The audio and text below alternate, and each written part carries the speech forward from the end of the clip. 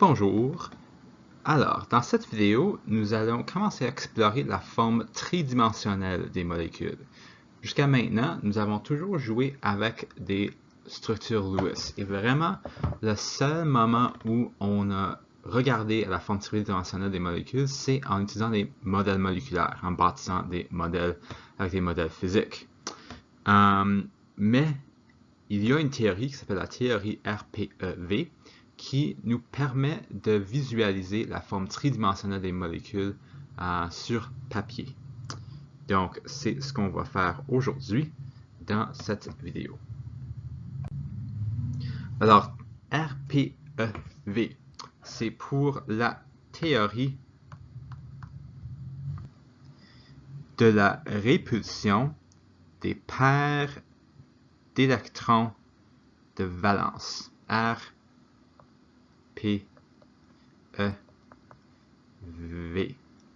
En anglais, c'est VSEPR. Si jamais vous poursuivez la chimie en anglais, VSEPR, c'est Valence Shell Electron Pair Repulsion.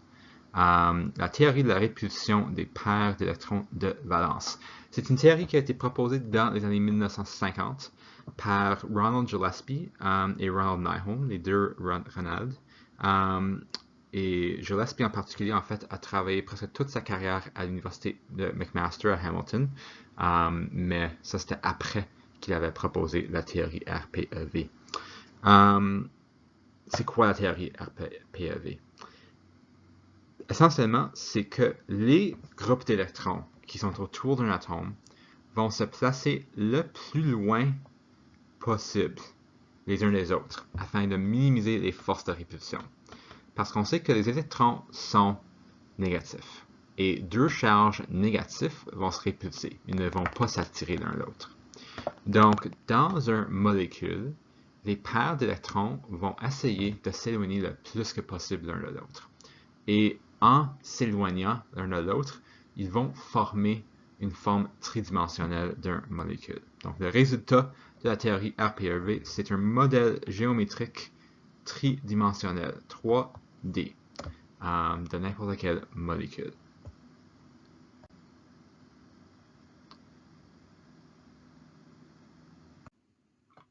Alors, qu'est-ce qui se passe si on ajoute un doublet libre? Les doublets libres vont exercer une plus grande force de répulsion que les paires liantes, les électrons en liaison. Le résultat de ceci, c'est que quand on ajoute un doublet libre, ça va repousser les paires liantes et réduire l'angle de liaison. Regardons à des exemples. OK, alors, nous avons ici notre molécule linéaire, comme on avait au début quand on a parlé des molécules sans doublet non liant. Et là, on va ajouter à notre molécule centrale un doublet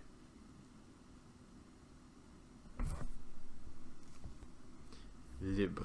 Excusez, je cherchais le mot. L'écran ici dit doublet non liant. Ça c'est correct. Doublet libre, c'est la terminologie qu'utilise votre manuel. Donc je vais essayer de dire doublet libre. Donc on met un doublet libre sur l'atome central. Et vous voyez ce qui se passe. Et là je vais mettre les angles. On va l'enlever. On avait un angle de 180 degrés. En ajoutant un doublet libre, ça va repousser les deux atomes qui sont sur l'atome central afin de réduire l'angle de liaison à 120 degrés parce que le doublet libre va occuper l'espace au-dessus.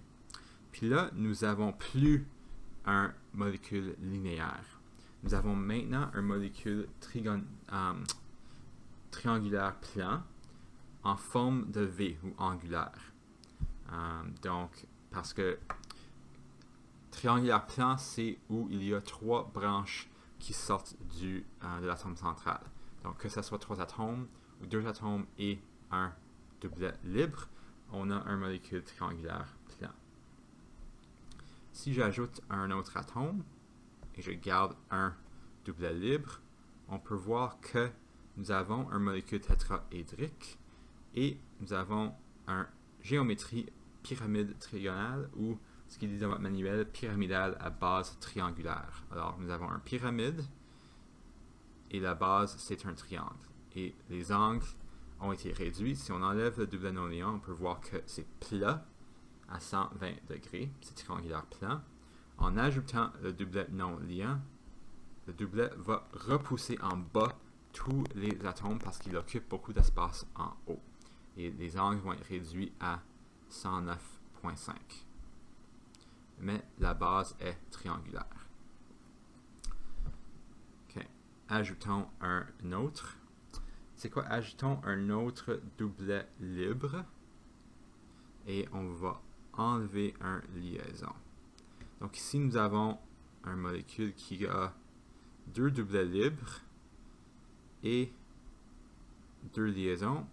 Et on peut voir que les deux doublets libres, premièrement, vont s'éloigner l'un de l'autre et vont pousser en bas les atomes.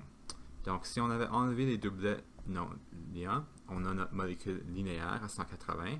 Ajouter un doublet libre, les repousse à 120 degrés. Ajouter un deuxième, les repousse même plus à 109,5 degrés. Parce que les doublets libres en haut vont occuper de l'espace et vont avoir une force de répulsion plus grande. Donc là, vous pouvez jouer avec ça autant que vous voulez, mais je pense que vous avez peut-être l'idée. Le tableau, figure 4.31 de la page 234 de votre manuel montre toutes les figures possibles de la théorie RPEV. Et on va discuter en classe de quelles figures vous devez connaître et quelles informations vous devez connaître et de quelles informations ce n'est pas nécessaire de mémoriser, mais tout simplement de comprendre. Et cette application, si jamais vous voulez l'utiliser, je vais vous le montrer en classe pour que vous puissiez savoir où le trouver. Alors, comment détermine-t-on la forme moléculaire? Quel modèle de la théorie RPEV est approprié pour une molécule? La première étape, c'est de tracer le diagramme de Lewis.